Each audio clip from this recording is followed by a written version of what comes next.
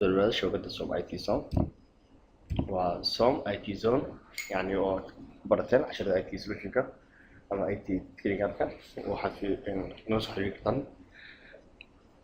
waxaad ku qoran shaashada waxaad go'aysaa like iyo share subscribe si yani nagu dhiirigelisaa hawsha aan soo qaadan TCP over IP TCP over IP and podcast kan gaarna IP okay TCP over IP and DoD model DoD model waa modelka yani qaab presentation OSI modelki يعني reference aan lagu sameeyay ayaa imika aan baranayna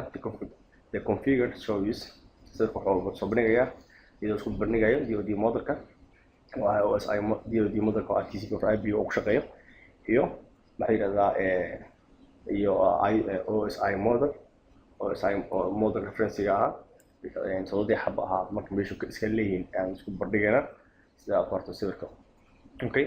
TCP over IP wuxuu ku shaqeeyaa afar qayb kooban yahay waa application layer ayuu leeyahay iyo transport layer iyo internet layer iyo network access layer waa afar qayb markii kii hore OSI modelkii hore wuxuu ahaa todoba aan kusoo qaadnay cashirkii kuwan ka horeeyay oo todoba physical laga soo bilaabay ilaa application gaaray marka waxay iska leeyihiin yani anaga session iyo presentation iyo application kulli waxaa isku dhaha application layer kala joogo TCP over IP waxaa ku xigo transport layer sidiisa la soo qaatay internet layer waxaa loo yaqaanaa network layer sidoo kale network access layer kan waxaa u naqaanaa anaga TCP over IP la joogo waa data link iyo physical layer okay transport layer ki hore aan soo qaadanay oo sharaxaadiis ku bilaabanayna laakiin waxaa ku ziyaaday transport layer markii macluumaad la gudbinayo waxaa u gudbiya internetka laba qaybood waa protocol loo yaqaan TCP over IP oo la soo gaabiyo transmission control protocol iyo user diagram protocol oo ah UDP marka hawsha hadda imika wadno waxa waaye TCP over IP qaabka uu shaqeynaya IP ahaan UDP yani topican nagu jiro idan waxa ku bar doonaa CCNA okay for example TCP over IP waxa loo baahan marka la dirayo in source port la helo yani meesha la socdo portiga laga galay in la helo yani sidoo kale destination port la baahan qofka meesha loo socdo portiga laga galay hada sida sawirka muuqdo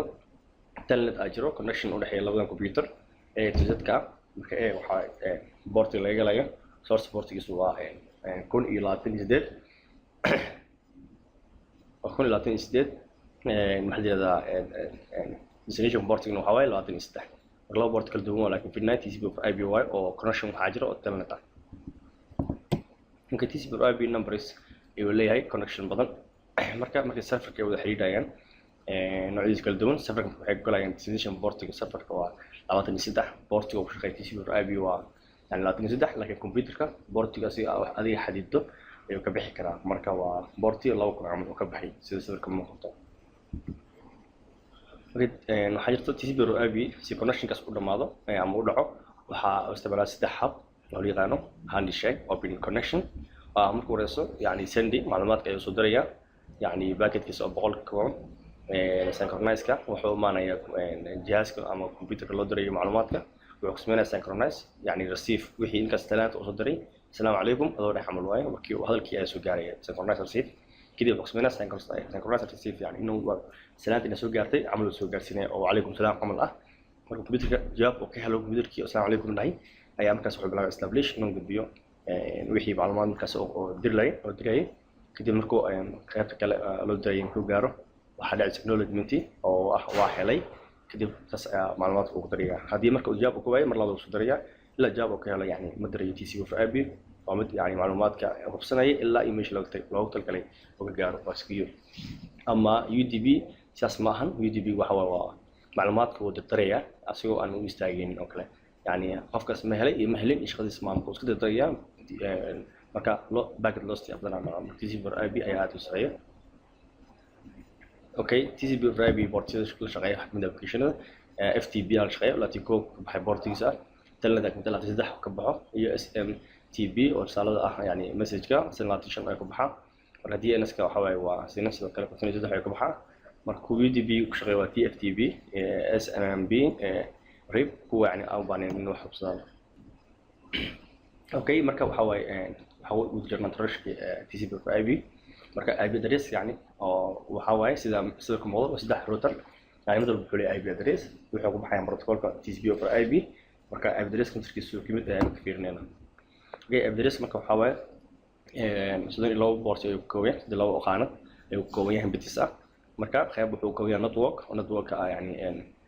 ciwaan ahaan noqonaya lagu fahmayo qaarna waxa waaye hostiga oo kombiyuutarada ku xirmay shabakada ayaa la siinaya marka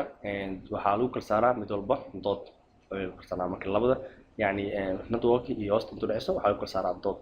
marka sidoo kale waxa loo kala isticmaalaa binary numberka caadi ah qoraysid waa inuu binary loo bedelaa si xisaabaadka uu fahmo kombiyuutarka marka class koowaad waxa weeye يعني class A اللي هذا يعني يو class كلمات class B class C class E class D مركا يعني هواي كclass A يعني network جيسا وكان ورا خانات ورا سو network انت كنت كل وضع host قنايان خانة B network وكل وضع host قنايان خانة C سدح network واي هل كنت بيع host قنايان مركا كاس يرجع كون ولا تقل يعني ولا مستعمل لكن وحاول تقل إن أبحث قريه research المسمية يعني دور مريض علمي يعني لصاحبك يعني كرديان اوكي كلاس A marka wuxuu ka goobtaa wuxuu ka kooban yahay yani marxaladda IP class A ga range wuxuu ka kooban yahay waaxid marka soo bilaawd ilaa 126 yani waa 1.000 yani .1 yani ilaa la gaarayo 126.0.0.0 oo yani meesha ku bilaabmay network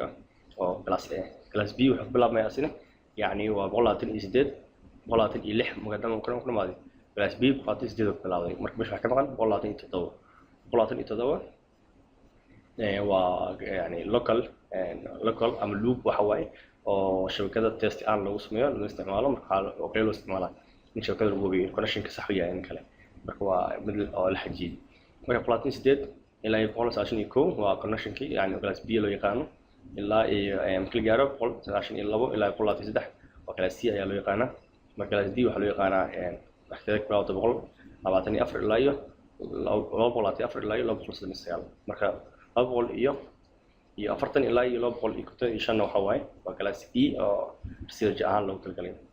marka IP address noocaas oo qaybsamaa sida sawirka muuqda waxa ka soo labo shabakad oo yani oo mid walba IP address kala wato kala duwan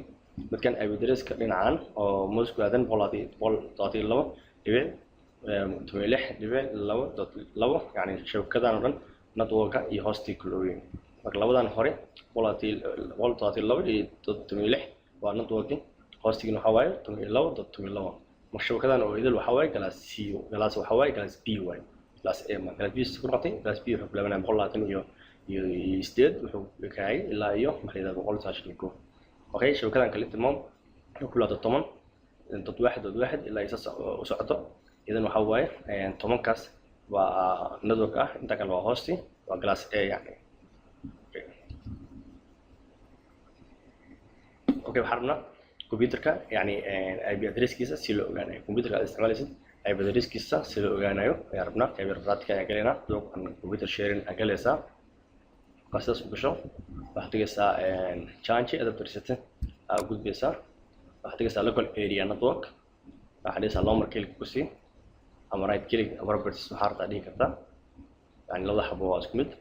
كده بحتاجسا IP version 4 لامر كليك كوسي هو كان يعملشان أو مشان use تفعلون IP address نتكوسي IP address كاجا كوكورميشن يعني IP address كسي لو بيلي كمبيوتر كا ونوعاس IP address كمبيوتر كا نوعا لو بيليا مرتا أسألوا بليا قولاتي الإستيد واحد إسكاله ماسكي وحواي شلون مرقابلو استفادة سنة لو كانوا سيسين إن أي أكبرن دونا إنت كوماند لاين كقرصة أساس أخرته وحقرصة إنت سووا بزاف بدرس هذا جالس صحيح إن كله أي بي config كتك هذا سا /all بس بدرس كه مش غاصة يعني لو كم كمبيوتر كانت كليسة ندوب هالشيرين كليك سينسها هاي مثلا كان برو أبي يشوف فورا أخرجني كده ممكن كذا يوسع لسه بدرس كه نوع سب بالنسبة